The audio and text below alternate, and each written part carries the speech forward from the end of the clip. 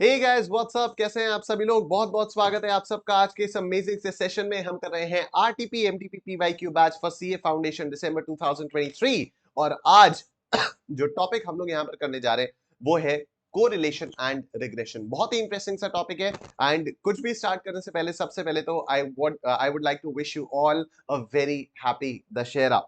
जिस तरह से भगवान राम ने रावण को मारा था और ये सिग्निफाई करता है अच्छाई की बुराई पर जीत, उसी तरह से हम लोगों को आज एक प्लेज लेनी है कि हम लोग अपने अंदर की बुराइयों को, जैसे अगर हम स्ट्रिक्टली एकेडमिक सेंस में बात करें तो अपने अंदर की बुराइयों को, जैसे लेजीनेस, लेथार्जी, आलस और मन नहीं कर रहा है और चलो कहीं घूमने चलते हैं, अरे नहीं आज नहीं कल से पढ़ूंगा, ये सारे हमारे अंदर की नेगेटिविटीज हैं, राइट। तो we have to take a pledge today कि आज हमें इन नेगेटिविटीज को हटाना है और हमें अपनी अच्छाई को अपनी बुराई के ऊपर लेकर आना है।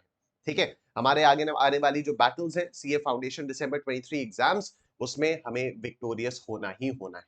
ठीक है, तो with that note wish you all a very happy Dussehra and let's get started. Correlation and regression, जितने भी स्टूडेंट्स यहाँ पर नए हैं, ये मेरे बारे में कुछ बेसिक इन्फॉर्मेशन है। So my name is Nishant Kumar. I'm the author of various books. I'm the co-founder of Ekagdata EduServes. I've taught thousands of students in the last 7+ years. I've been an educator at an academy. This is my Instagram handle. I teach mathematics to CA Foundation and taxation to CA Intermediate. And this is my website www.kumarnishant.com, जहां से आप और information ले सकते हो। In fact इस पूरे session में जो भी क्वेश्चंस मैं आपको करवाने वाला हूं वो सारे के सारे पास्ट एग्जामिनेशन क्वेश्चंस हैं और उन पास्ट एग्जामिनेशन क्वेश्चंस का मैं एक छोटा सा सिलेक्शन आप लोगों के सामने करवा रहा हूं, because obviously it is not possible to make you solve all the past examination questions, पूरी की पूरी स्कैनर नहीं करवा सकते। तो ये पास्ट एग्जामिनेशन क्वेश्चंस मैंने सारे के सारे स्कैनर से लिए हैं और आप लोग latest edition of scanner for December 23 purchase कर सकते हो फ्रॉम माय वेबसाइट www.kumarnishant.com।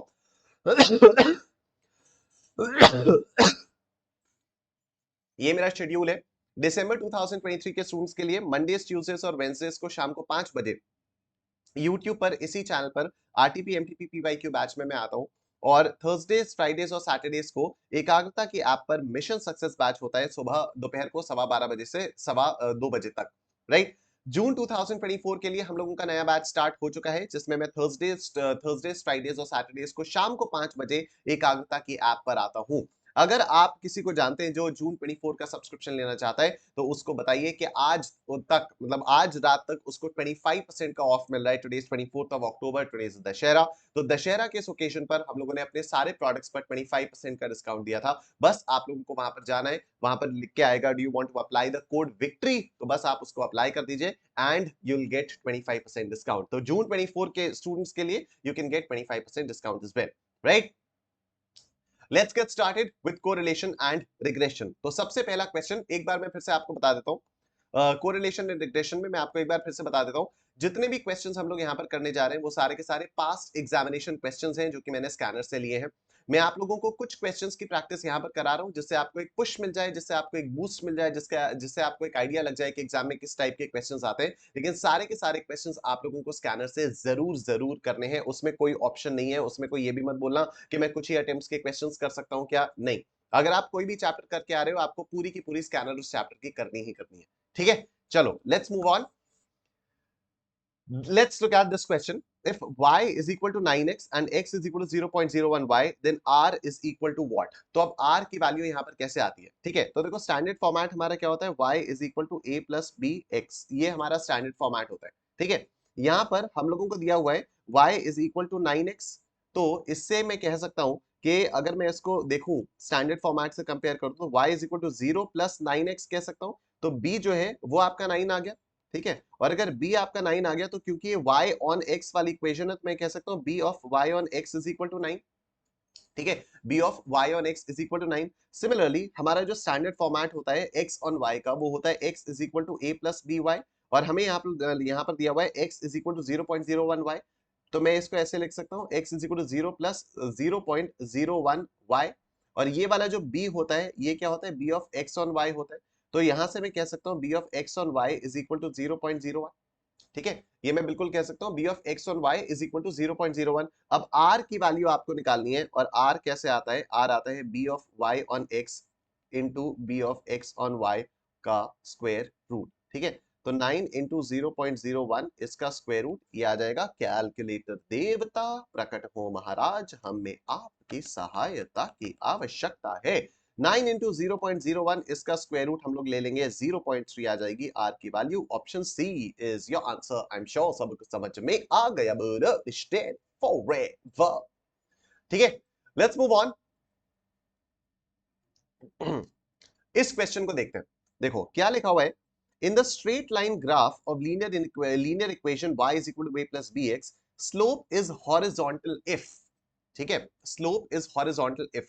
अब ये वाला जो क्वेश्चन है ना, ये थोड़ा सा इनकरेक्टली फ्रेम्ड है। अब ये वाला मैं आपको बता देता हूं, ऑल्दो ये वाला क्वेश्चन आना नहीं चाहिए था, लेकिन अब क्योंकि आ गया है तो चांसेस हैं कि ये दोबारा भी आ सकता है, क्योंकि ये एक्चुअली ये स्लोप और ये सारी जो चीजें होती है ना, स्ट्रेट लाइन ग्राफ, ये इसकी लिंकिंग होती है स्ट्रेट लाइंस वाले चैप्टर से। तो बहुत पहले हमारे सिलेबस में स्ट्रेट लाइंस वाला चैप्टर होता था, जहां पर स्लोप वगैरह के बारे में बात करते थे। लेकिन 2018 के बाद से हमारे सिलेबस में ये स्ट्रेट लाइन वाली चीजें नहीं है, राइट। तो लेकिन फिर भी उससे रिलेटेड अगर एक क्वेश्चन आ गया है, तो मुझे लगता है कि अगर मान लो दोबारा आ गया तो यू शुड अदर स्टूडेंट्स। तो इसलिए हम लोग इस क्वेश्चन को फटाफट से करते हैं। ठीक है, मैं आप लोगों को समझा देता हूं कि ये वाला क्वेश्चन आएगा कैसे, ये वाले क्वेश्चन को आपको सॉल्व कैसे करना है। ठीक, तो देखो क्या होता है कि पहली बात तो ये क्वेश्चन इनकरेक्टली फ्रेम्ड। ठीक है, इन लोगों को चाहिए क्या, इन लोगों को बेसिकली निकालना है कि अगर लाइन हॉरिजॉन्टल है, अगर लाइन हॉरिजॉन्टल है तो इस लाइन का स्लोप क्या होगा। ठीक है, इस लाइन का स्लोप क्या होगा, राइट। अगर लाइन हॉरिजॉन्टल है, पहली बात तो किसी भी स्ट्रेट लाइन की जो इक्वेशन होती है वो होती है y equal to a plus bx। ठीक है, अब यहां पर लाइन आपकी ऐसी भी हो सकती है, लाइन आपकी ऐसी भी हो सकती है, लाइन आपकी ऐसी भी हो सकती है। ठीक है, लाइन आपकी कैसी भी हो सकती है, लाइन आपकी ऐसी भी हो सकती है। ठीक है, तो line can be completely horizontal, a line can be completely vertical, a line can be slanting this way, a line can be slanting this way, line can happen in any way, right। ये वाली जो line है ना, ये वाली जो line है, इसमें आप देखो स्लोप जीरो है। स्लोप का मतलब क्या होता है, स्लोप का मतलब होता है ढलान। सिंपल भाषा में हिंदी में बात करूं तो स्लोप का मतलब होता है ढलान। ठीक है, आप किस ढलान या चढ़ाई, मतलब एक रोड है, ऐसी रोड है, अगर कोई बंदा यहां से आ रहा है तो उसके लिए चढ़ाई है, और अगर कोई बंदा यहां से आ रहा है उसके लिए ढलान है। ठीक है, एक बंदा नीचे से ऊपर जा रहा है तो उसके लिए चढ़ाई है, कोई बंदा ऊपर से नीचे आ रहा है तो उसके लिए ढलान है। तो मतलब ये रोड जो है ये स्लोप वाली रोड है, राइट। क्या इस रोड पर चलने वाले किसी भी बंदे को दिक्कत होगी, ना इधर से ना इधर से, कोई दिक्कत ही नहीं है। क्यों, क्योंकि ये रोड एकदम स्ट्रेट है। ठीक है, तो स्लोप का मतलब होता है कि आपकी लाइन कितनी स्ट्रेट नहीं है, आपकी लाइन कितनी ऐसी टेढ़ी मेढ़ी। ठीक है, तो इसको मेजर किया जाता है। अब किसी भी स्ट्रेट लाइन की इक्वेशन होती है y is equal to a plus b x, और जो b होता है ना, ये होता है बेसिकली स्लोप, ये होता है स्लोप, ये होता है स्लोप। ठीक है, अब स्लोप को मेजर करने के अलग अलग तरीके होते हैं। ठीक है, तो स्लोप बेसिकली होता क्या है, the slope is a measure of steepness of line. मैं ना एक काम करता हूं, ये आपको थोड़ा थोड़ा लिखवा देता हूं, मैं आपको थोड़ा थोड़ा लिखवा देता हूं, जिससे आप लोगों को दिक्कत ना आए। ठीक, तो यहां पर लिखो आप लोग ये वाला जो भी क्वेश्चन है, ठीक है, यहां पर लिखो this question is incorrectly framed.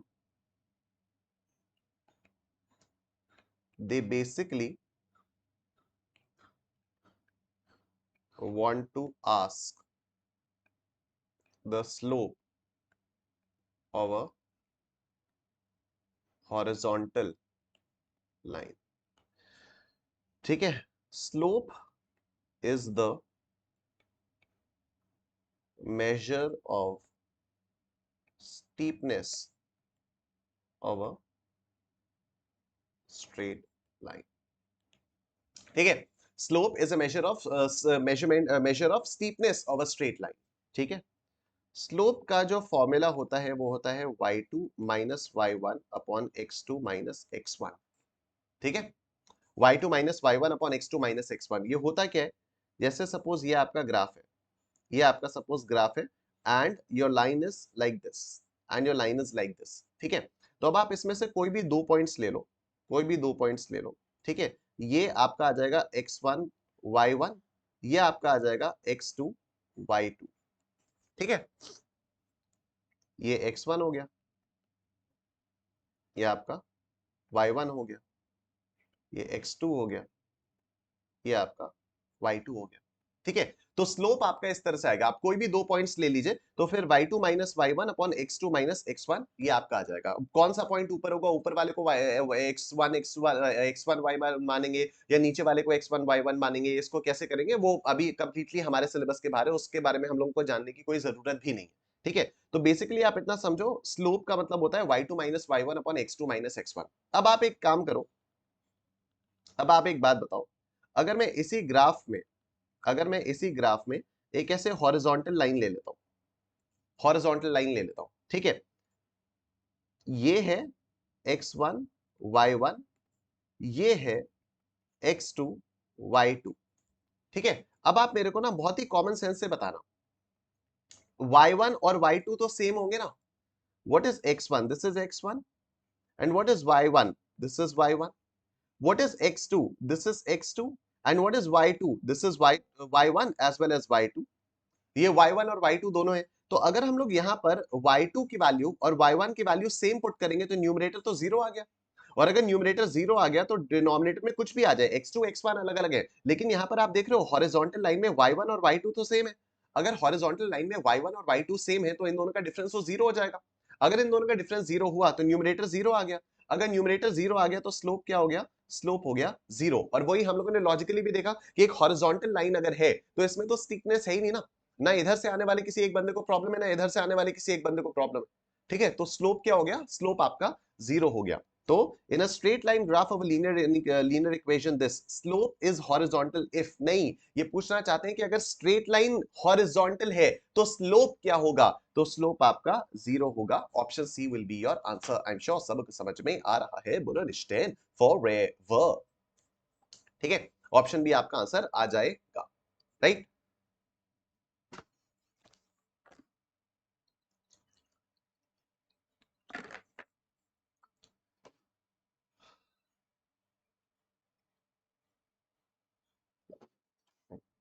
Let's look at this question now. B of yx is equal to minus 1 by 6, B of xy is equal to minus 0.4, R of xy will be what? तो इसमें तो कोई पंगा ही नहीं है। R of xy कैसे आता है आपका, R of xy देख रहे हो आप लोग, कोरिलेशन रिग्रेशन में कितने सिंपल क्वेश्चंस आते हैं, है ना। तो R of xy is B of yx into B of xy, इसका ये राइट। अब क्योंकि b ऑफ yx भी नेगेटिव है, b ऑफ xy भी नेगेटिव है, तो r ऑफ xy की जो वैल्यू होगी वो ऑटोमेटिकली नेगेटिव हो जाएगी। ठीक है, r की वैल्यू डिपेंड करती है b की वैल्यूज के साइंस पर। अगर bxy भी नेगेटिव है, byx भी नेगेटिव है, अगर bxy byx दोनों के दोनों नेगेटिव है तो rxy भी नेगेटिव होगा। अगर byx पॉजिटिव है, bxy भी पॉजिटिव है तो rxy भी पॉजिटिव होगा। अगर एक पॉजिटिव है दूसरा नेगेटिव है, कोरिलेशन ही नहीं है। ठीक है, तो ये हो गया आपका b of yx is minus 1.6 into b of x y is minus 0.4। बस आओ इसको सॉल्व किया जाए। आइए कैलकुलेटर जी मदद करिए। तो minus 1.6 into 0.4 minus 0.4 is equal to इसका स्क्वायर रूट, ये आ गया आपका 0.8। तो minus 0.8 option B is your answer. I am sure सबको समझ में आ गया, स्टैंड फॉरएवर। ठीक, आओ सर नेक्स्ट क्वेश्चन ये देखते हैं। If the sum of the product of deviations of x and y from their means is zero, if the sum of the product of deviations of x and y from their means is zero, मतलब x और y का deviation लो उनके mean से, मतलब x का deviation लिया उसके मीन से एक्स बार आ गया, वाई का डिविएशन लिया उसके मीन से वाई माइनस वाई बार ये आ गया। ठीक है, और इनका प्रोडक्ट ले लो, इनका प्रोडक्ट ले लो और इनका सम ले लो, इनका सम ले लो, and this is equal to zero, this is equal to zero. ठीक है, तो if the sum of what, the product of what deviations of x and y from their means, तो एक्स और y का deviation लिया उनके means से, इनका प्रोडक्ट लिया, इनका सम टोटल ले लिया, ये आ गया आपका जीरो। ठीक है, the correlation between x and y is what, the correlation between x and y is what. चलो इसका ना एक चीज मैं आपको बताता हूं, कोरिलेशन का एक फॉर्मूला होता है, covariance of x comma covariance of x and y upon sigma x sigma y, ये फॉर्मूला होता है। और कोवेरियंस ऑफ एक्स वाई का क्या फॉर्मूला होता है, ये होता है summation of x minus x bar into y minus y bar upon n, ये कोवेरियंस का फॉर्मूला होता है। अब अगर ये वाली चीज जीरो है तो मतलब कोवेरियंस जीरो है, और अगर कोवेरियंस जीरो है तो कोरिलेशन भी जीरो है, तो कोरिलेशन भी जीरो हो जाएगा। It's as simple as that. Done. आइए sir, let's look at this question now. If the slope of regression line is calculated to be 5.5 and intercept 15, then the value of y in when x is 6 is, ठीक है। तो ये देखो, if the slope of regression line कैसा आएगी, y is equal to a plus bx, ठीक है। ये जो x का कोएफिशिएंट होता है ना b, इसको बोलते हैं स्लोप, और ये जो a होता है ना, इसको बोलते हैं इंटरसेप्ट, इसको बोलते हैं इंटरसेप्ट। ये यूजुअली स्ट्रेट लाइंस वाले चैप्टर में सिखाया जाता है, हमारे सिलेबस में स्ट्रेट लाइंस वाला टॉपिक नहीं है, don't worry about it. y is equal to a plus bx में जो b होता है उसको स्लोप बोलते हैं और जो a होता है उसको इंटरसेप्ट बोलते हैं, ठीक है। अब यहाँ पर आपको a की वैल्यू दी हुई है a की वैल्यू, इंटरसेप्ट की वैल्यू आपको दी हुई है 15 और स्लोप की वैल्यू आपको दी हुई है 5.5। अब आपको क्या करना है, y की वैल्यू निकालनी है जब x की वैल्यू 6 है, x की वैल्यू आपको 6 दी हुई है, तो इसमें आप वैल्यूज पुट करो। What is a 15 plus what is b 5.5, 5.5 into 6 into 6, ये आ गया। तो 5.5 इंटू 6, 5.5 इंटू 6 प्लस 15 कितना आ गया 48। y की वैल्यू क्या आई 48। Option B is your answer. I am sure सब समझ में आ गया, बोलो निश्चय फॉरएवर। आइए सर, इस वाले क्वेश्चन को देखते हैं। For a set of observations 1, 2, 2, 5, 3, 7, 4, 8, 5, 10, the value of Carl Pearson's coefficient of correlation is approximately given by। Carl Pearson's coefficient of correlation हम लोगों को चाहिए। अब Carl Pearson's of correlation में आप लोगों को x और y की दोनों वैल्यूज दी हुई हैं, ठीक है। तो अलग अलग तरीके होते हैं, हम लोग डायरेक्टली वाला फॉर्मूला यूज कर रहे हैं। डायरेक्ट फॉर्मूला कैसे आता है, r is equal to n summation x y minus summation x summation y upon n summation x square minus summation x whole square, इसका स्क्वायर रूट, और फिर n summation y square minus summation y whole square और इसका square root. ये आपका हो जाता है r की वैल्यू, ठीक है। अब सबसे पहले हम लोगों को क्या करना है, summation x into summation y करना है, या फिर इसको जाने दो, आप ऐसे ही करो summation x y into n. तो व्हाट इज n, सबसे पहले what is n, how many pairs of observations are there, 1 2 3 4 5, तो n की वैल्यू आ गई 5, ठीक है। n की वैल्यू आ गई 5, 5 इंटू समेशन एक्स वाई, यानी समेशन एक्स वाई का मतलब 1 into 2 plus 2 into 5 plus 3 into 7 plus 4 into 8 plus 5 into 10, ऐसे करना है। तो आओ करते हैं इसको कैलकुलेटर पर। 1 into 2 is equal to m plus, 2 into 5 is equal to m plus, 3 into 7 is equal to m plus, 4 into 8 is equal to m plus, 5 into 10 is equal to m plus, MRC is 115, MRC आ गई आपकी 115, ठीक है। Minus summation x करना है, तो 1 plus 2 plus 3 plus 4 plus 5, 1 plus 2 plus 3 plus 4 plus 5 कितना हो गया 15 हो गया, into summation y, what is summation y, 2 plus 5 plus 7 plus 8 plus 10, 2 plus 5 plus 7 plus 8 plus 10, summation y हो गया 32। ये तो आ गया भाई साहब न्यूमरेटर। आओ डिनोमिनेटर के बारे में बात करते हैं। डिनोमिनेटर में भी सबसे पहले तो हमें n ही चाहिए, तो n is 5 into summation x square, मतलब x की वैल्यूज का स्क्वायर करो, उन सब का टोटल करो, ठीक है। तो 1 का square 1 into is equal to M plus, 2 का square 2 into is equal to M plus, 3 का square 3 into is equal to M plus, 4 का square 4 into is equal to M plus, 5 का square 5 into is equal to M plus, MRC आ गया 55, ठीक है। Minus summation x whole square, summation x आपके पास 15 आया हुआ है, 15 का होल स्क्वायर और इस पूरे का स्क्वायर रूट, ठीक है। सेम चीज हमें y के साथ करनी है, तो यहां पर सबसे पहले तो n आएगा into summation y square, summation y square के लिए सबसे पहले 2 का square 2 into is equal to M plus, 5 into is equal to M plus, 7 into is equal to M plus, 8 into is equal to M plus, 10 into is equal to M plus, MRC आ गया 242, ठीक है। और minus summation y का square 32 का whole square, 32 का whole square, 32 whole square ये आ गया, ठीक है। अब आओ इधर देखते हैं, न्यूमरेटर में क्या आ जाएगा 15 into 32 is equal to M plus, 5 into 115 is equal to minus MRC is equal to 95 आ गया न्यूमरेटर। डिनोमिनेटर में क्या आएगा 15 into is equal to M plus, 5 into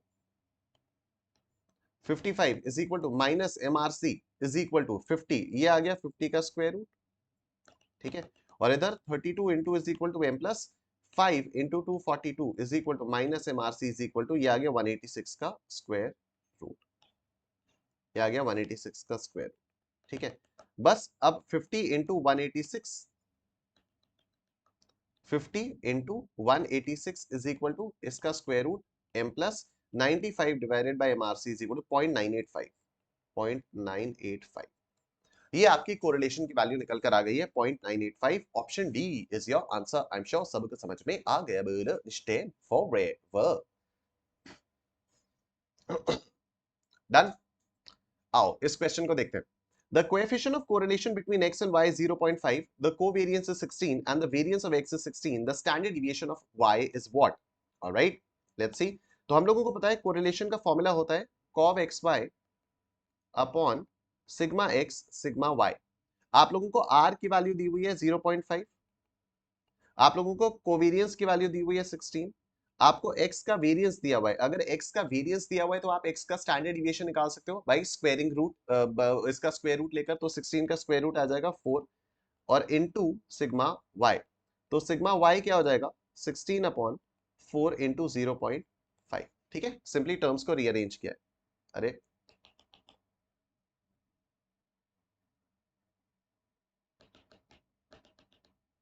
4 into 0.5 is equal to m plus 16 divided by MRC is equal to 8, तो ये आ गया आपका 8। Standard deviation of y is what? Standard deviation of y is 8, ठीक है। Standard deviation of y is 8।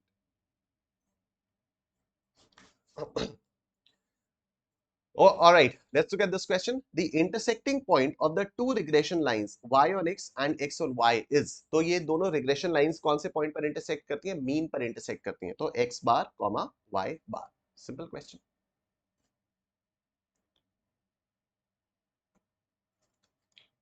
All right, let's look at this question. Given the variance of x is equal to the square of standard deviation and the regression line of y on x is this, regression line of x on y will be what? ठीक है। अब देखो ये जो पहले दिया हुआ है ना कि variance of x is equal to the square of standard deviation, ये तो हमें पता ही है। अब regression line of y on x आपको ये दी हुई है, regression line of y on x आपको ये दी हुई है, ठीक है। अब regression line का एक स्टैंडर्ड फॉर्मेट तो हम लोगों को पता है y is equal to a plus bx, ठीक है। एक और स्टैंडर्ड फॉर्मेट होता है रिग्रेशन लाइन का, एक और स्टैंडर्ड फॉर्मेट होता है, वो होता है y minus y bar is equal to b of y on x into x minus x bar, ठीक है। ये होता है। अब अगर हम इसमें ये वाली वैल्यूज पुट करें तो ये आपको लग रहा है y is equal to 40 plus 0.5 into x minus 30। इसको मैं रीअरेंज करके ऐसे लिख सकता हूँ y minus 40 is equal to 0.5 into x minus 30। तो ये आप इस वाले फॉर्मेट के साथ कंपेयर कर सकते हो, y minus 40 is equal to 0.5 into x minus 30 कर सकते हो बिल्कुल। तो आपको y बार की वैल्यू मिल गई, y बार आ गया 40 और आपको x बार की वैल्यू मिल गई, x बार आ गया 30 और आपको b of y on x की वैल्यू मिल गई, b of y on x आ गया आपका 0.5, b of y on x आ गया आपका 0.5, ठीक है। b of y on x आ गया आपका 0.5, राइट। अच्छा, अब यहां पर हम लोगों को अगर regression line of x on y निकालना है, यहां अगर हम लोगों को regression line of x on y निकालना है, तो अब हम लोगों को सबसे पहले तो देखो x बार है y बार है, इसका स्टैंडर्ड फॉर्मेट क्या हो जाएगा, x minus x bar is equal to b of x on y into y minus y bar, ठीक है। तो x माइनस x बार के लिए हमारे पास 30 भी है, b एक्स वाई हमें पता नहीं है, इंटू y माइनस y बार के लिए हमारे पास 40 है।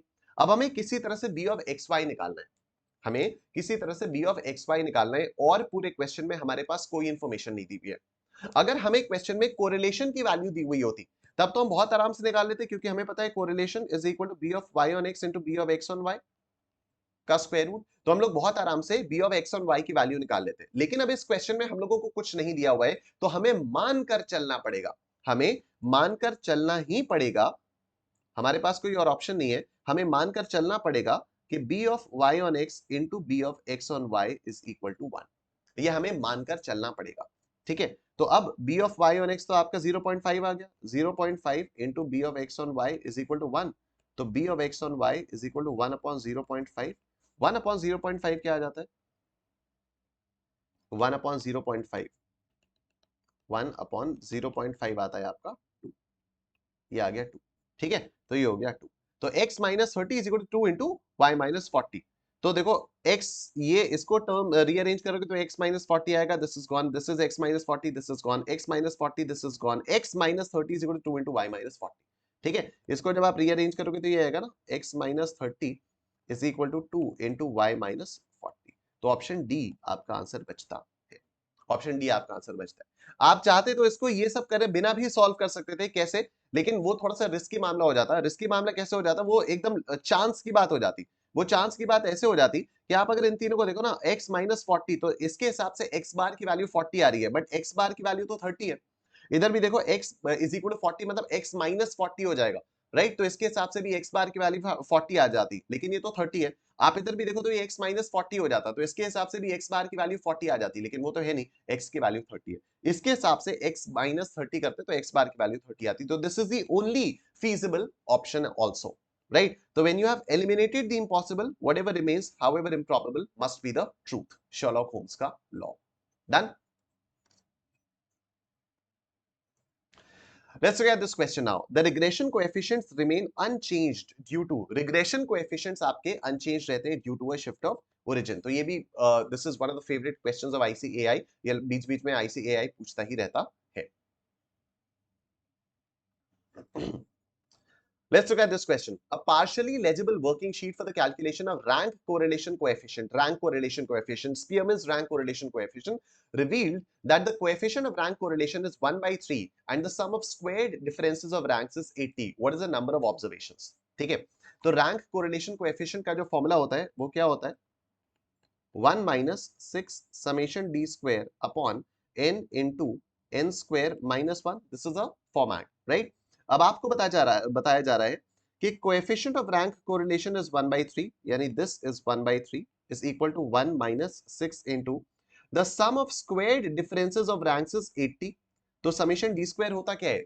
रैंक्स का स्क्वायर करते हो, रैंक्स का स्क्वायर करते हो, उसका सम ले लेते हो। तो ये रहा आपका sum of square differences of ranks is 80, ये आ गया 80 अपॉन n, आपको कैलकुलेट करना है n into n square minus 1, ये आपको कैलकुलेट करना है। तो आप लोग सिंपली ऑप्शंस ट्राई कर सकते हो या तो इस इक्वेशन को भी ट्राई कर सकते हो। मैं एक बार ऑप्शंस ट्राई करके देखता हूँ। ऑप्शन ए, अगर मैं n की जगह 9 पुट करता हूँ, अगर मैं n की जगह 9 पुट करता हूँ तो ये RHS क्या हो जाएगा, 1 minus 6 into 80 upon 9 into 9 square minus 1, यही हो जाएगा। Let's see, 9 into is equal to minus 1 into 9 is equal to m plus 6 into 80 is equal to divided by MRC is equal to m plus 1 minus MRC is equal to 0.33।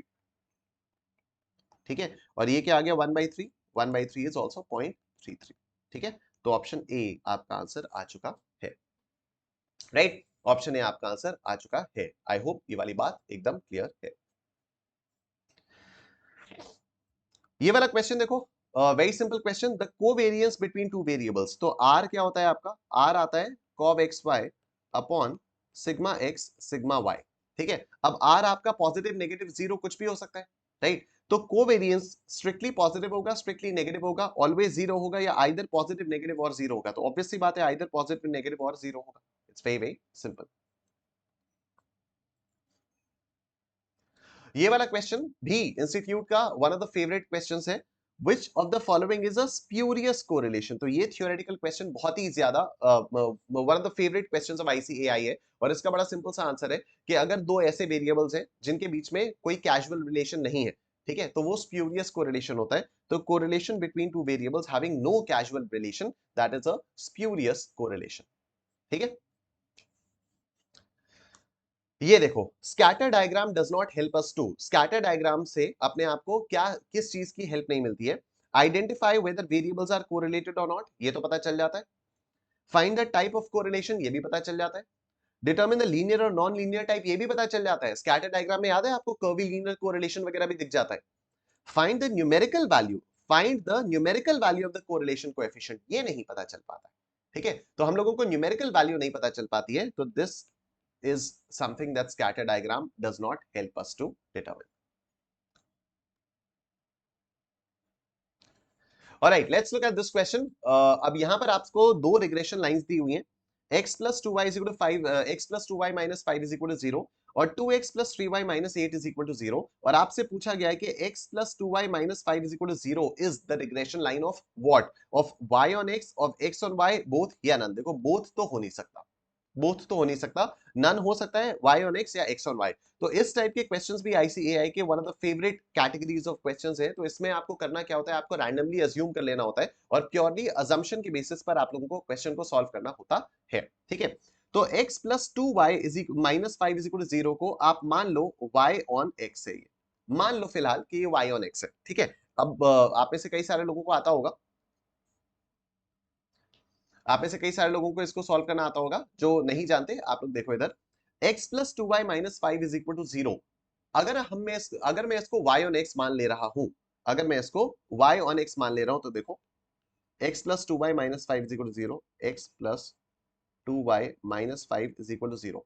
ठीक है, इसको मैंने y on x माना, तो मुझे इसको standard format में लिखना होगा 2y is equal to 5 minus x, y is equal to 5/2 minus x by 2, या y is equal to 5/2 minus 1/2 into x।